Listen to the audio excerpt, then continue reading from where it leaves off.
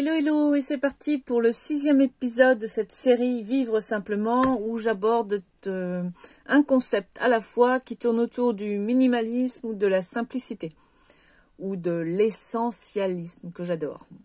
Là aujourd'hui, c'est qu'est-ce que la sobriété heureuse?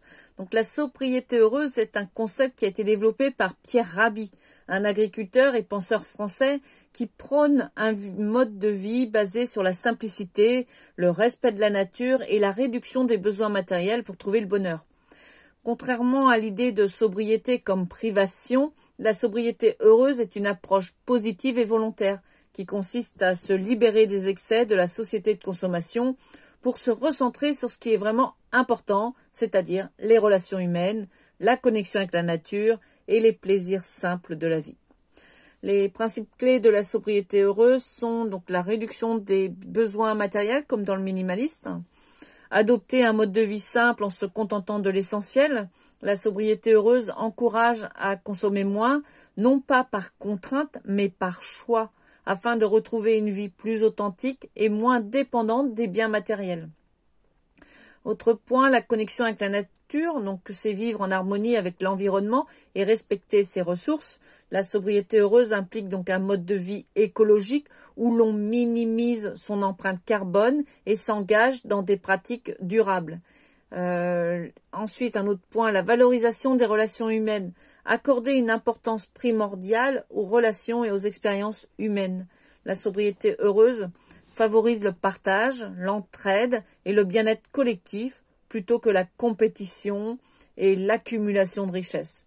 Et puis, il y a une histoire de quête de sens, trouver du sens dans des activités simples et enrichissantes comme le travail manuel, la contemplation et la pratique de la gratitude. Il s'agit de privilégier les expériences qui nourrissent l'âme plutôt que celles qui remplissent les placards. Ensuite, il y a l'harmonie intérieure et extérieure. Chercher un équilibre entre le bien-être personnel et le respect de l'environnement en reconnaissant que le bonheur ne réside pas dans la consommation, mais dans une vie alignée avec ses valeurs profondes. Maintenant, on va passer au comparatif avec tous les concepts qu'on a vus précédemment. Donc, par rapport au minimalisme de base, le minimalisme de base se concentre sur la réduction des possessions matérielles pour simplifier la vie et réduire le stress. Et là, la sobriété heureuse, en revanche, est plus holistique, plus globale et inclut une philosophie de vie centrée sur la réduction volontaire des besoins matériels pour un bonheur plus authentique. Par rapport au minimalisme actif, donc comme le minimalisme actif, la sobriété heureuse implique de faire des choix intentionnels pour simplifier sa vie. Toutefois, la sobriété heureuse va plus loin en intégrant des valeurs écologiques et une connexion profonde avec la nature, tandis que le minimalisme actif se concentre davantage sur l'efficacité personnelle et la gestion du temps et des ressources. Ensuite, on avait vu la simplicité volontaire. Donc la simplicité volontaire et la sobriété heureuse partagent le même objectif de réduire la consommation pour se concentrer sur l'essentiel et vivre en accord avec ses valeurs. Cependant, la sobriété heureuse met davantage l'accent sur le bonheur intérieur et la satisfaction par la réduction volontaire des besoins matériels tout en encourageant une relation harmonieuse avec la nature.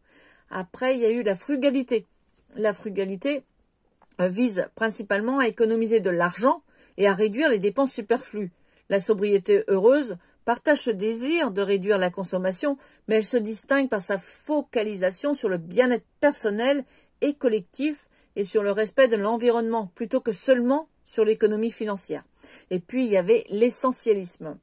Alors, l'essentialisme se concentre sur la gestion efficace du temps et de l'énergie en se focalisant sur ce qui est essentiel et en éliminant les distractions.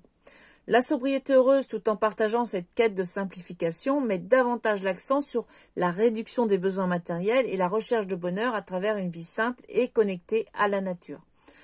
Donc, pour résumer, la sobriété heureuse, c'est une approche intégrative qui va au-delà de la réduction matérielle pour inclure des valeurs écologiques, le bien-être collectif et une quête de sens plus profonde.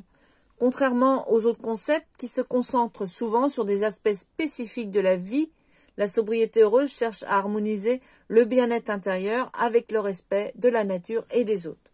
Voilà pour ce concept de la sobriété heureuse. J'espère que ça t'intéresse, que ça te plaît de voir tous ces concepts. C'est vrai que dans la vie en général, eh bien, on n'adapte pas qu'à un seul concept. C'est un peu un mélange de tous ces concepts. Pour ma part, en tout cas, c'est ça. Mais c'est vrai que dans tous les concepts que je viens d'énumérer jusqu'à présent, je crois que celui qui me parle le plus ou qui me semble plus proche de mes aspirations, c'est vraiment l'essentialisme, aller à l'essentiel. D'ailleurs, j'ai un programme qui s'appelle comme ça, Cap vers l'essentiel, mais l'essentiel en plusieurs mots. C'est L-E-S, l'essence, S-E-N-S, essentiel en I-L en fait, en E-E-2-L-E. Parce que du coup, c'est vrai que j'accompagne principalement des femmes et puis principalement en ligne. En tout cas, si tu veux que je t'accompagne sur un objectif que tu as, par exemple, de simplifier ta vie ou sur être dans n'importe quel concept, j'ai des programmes, un programme essentiellement, tu vois, encore le mot essentiel, qui s'intitule Coaching en 21 jours. Donc, c'est un coaching en 21 jours au prix de 90 €. Si ça t'intéresse, dis-le moi en commentaire et je t'expliquerai, ou je t'enverrai plutôt la page de vente, d'ailleurs, que tu peux certainement retrouver dans ma bio pour en savoir plus. Voilà, là-dessus, j'ai hâte de lire tes commentaires sur la sobriété heureuse, comment que ça te parle, etc., etc. Je te souhaite une excellente fin de journée dans la joie et la bonne humeur et je te dis à bientôt. Bye bye!